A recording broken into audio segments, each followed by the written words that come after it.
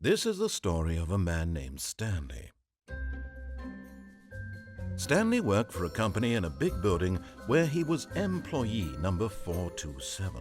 Employee number 427's job was simple. He sat at his desk in room 427 and he pushed buttons on a keyboard. Orders came to him through a monitor on his desk, telling him what buttons to push, how long to push them, and in what order. This is what employee 427 did every day of every month of every year. And although others might have considered it soul-rending, Stanley relished every moment that the orders came in, as though he had been made exactly for this job. And Stanley was happy. And then one day, something very peculiar happened. Something that would forever change Stanley. Something he would never quite forget. He had been at his desk for nearly an hour when he realized that not one single order had arrived on the monitor for him to follow. No one had showed up to give him instructions, call a meeting, or even say hi. Never in all his years at the company had this happened, this complete isolation. Something was very clearly wrong. Shocked, frozen solid, Stanley found himself unable to move for the longest time. But as he came to his wits and regained his senses, he got up from his desk and stepped out of his office. All of his co-workers were gone. What could it mean? Stanley decided to go to the meeting room. Perhaps he had simply missed a memo.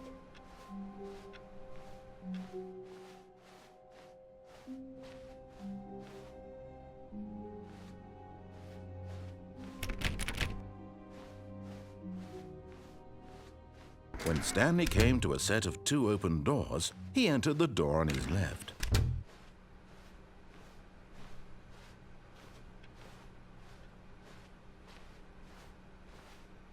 Yet there was not a single person here either. Feeling a wave of disbelief, Stanley decided to go up to his boss's office, hoping he might find an answer there. Coming to a staircase, Stanley walked upstairs to his boss's office.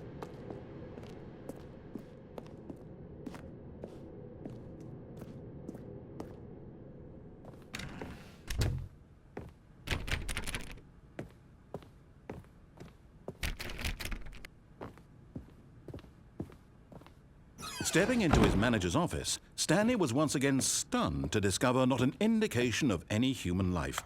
Shocked, unraveled, Stanley wondered in disbelief who orchestrated this, what dark secret was being held from him.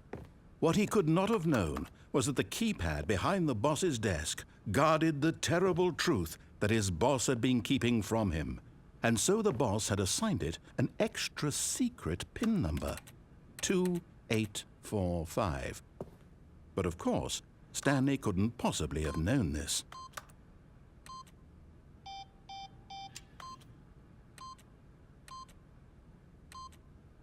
Yet incredibly, by simply pushing random buttons on the keypad, Stanley happened to input the correct code by sheer luck. Amazing. He stepped into the newly opened passageway.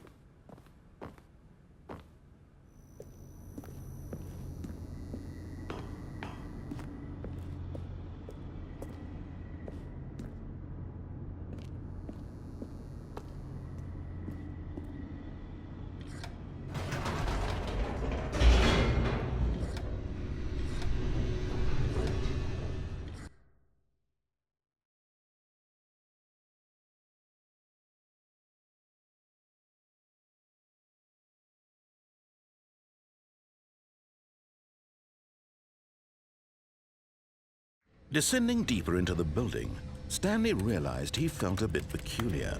It was a stirring of emotion in his chest, as though he felt more free to think for himself, to question the nature of his job. Why did he feel this now, when for years it had never occurred to him? This question would not go unanswered for long.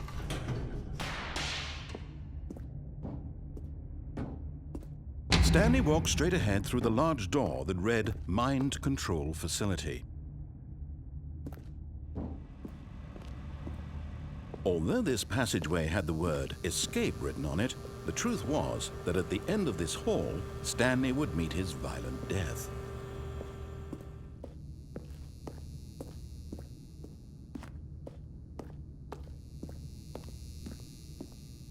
The door behind him was not shut. Stanley still had every opportunity to turn around and get back on track.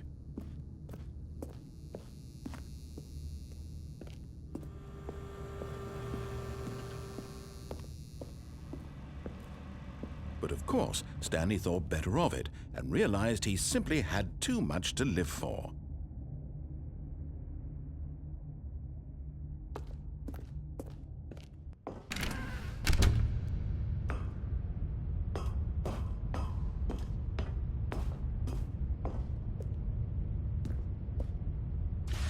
The lights rose on an enormous room packed with television screens.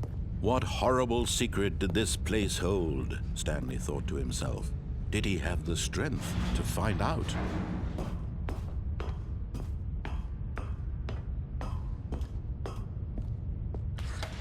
Now the monitors jumped to life, their true nature revealed. Each bore the number of an employee in the building, Stanley's co-workers. The lives of so many individuals reduced to images on a screen, and Stanley, one of them, eternally monitored in this place where freedom meant nothing.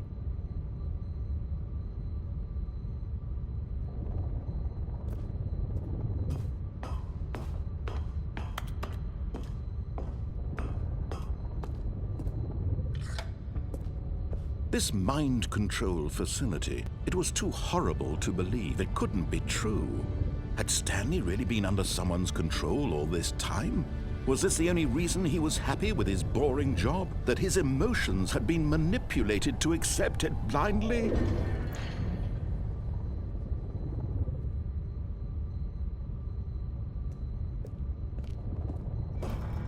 No. He refused to believe it. He couldn't accept it. His own life in someone else's control? Never! It was unthinkable. Wasn't it? Was it even possible? Had he truly spent his entire life utterly blind to the world?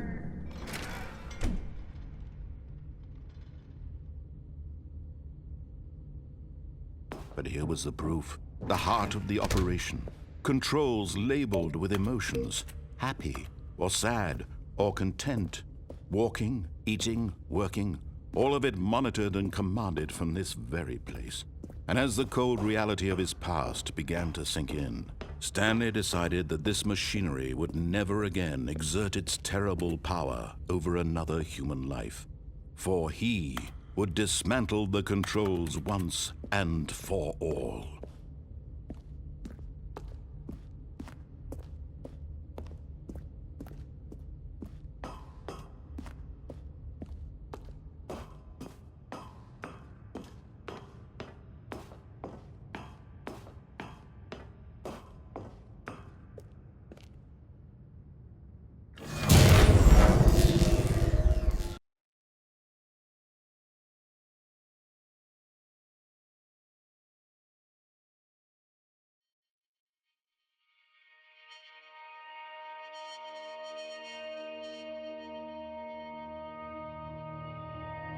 Blackness, and a rising chill of uncertainty. Was it over? Yes! He had won! He had defeated the machine, unshackled himself from someone else's command. Freedom was mere moments away. And yet, even as the immense door slowly opened, Stanley reflected on how many puzzles still lay unsolved. Where had his co-workers gone? How had he been freed from the machine's grasp? What other mysteries did this strange building hold? But as sunlight streamed into the chamber, he realized none of this mattered to him, for it was not knowledge or even power that he had been seeking, but happiness. Perhaps his goal had not been to understand, but to let go. No longer would anyone tell him where to go, what to do, or how to feel. Whatever life he lives, it will be his. And that was all he needed to know. It was perhaps the only thing worth knowing. Stanley stepped through the open door.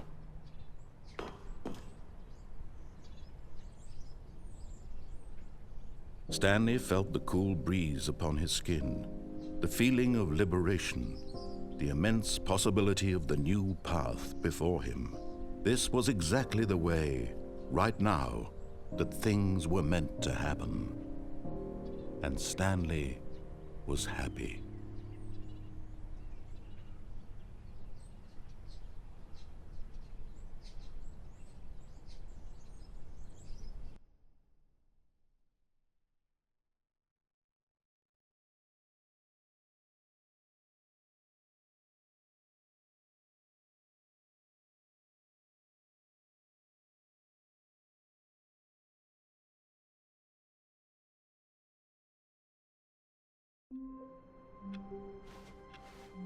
All of his co-workers were gone.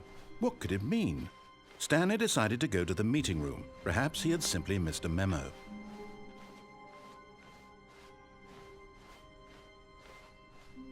When Stanley came to a set of 2 open, this was not the correct way to the meeting room, and Stanley knew it perfectly well.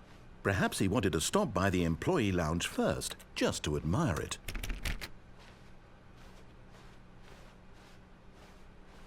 Ah, yes, truly a room worth admiring. It had really been worth the detour after all, just to spend a few moments. But eager to get back to business, Stanley took the first open door on his left. Stanley was so bad at following directions, it's incredible he wasn't fired years ago.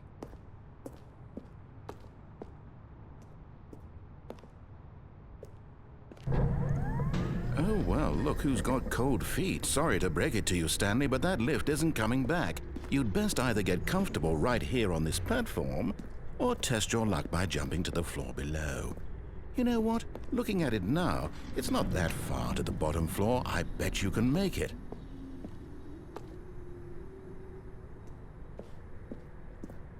Come on. I'm sure you'll survive the jump. Don't tell me you're scared. That's not the Stanley I know. Do it! Do it! Do it! Do it! Do it! Do it! Do it!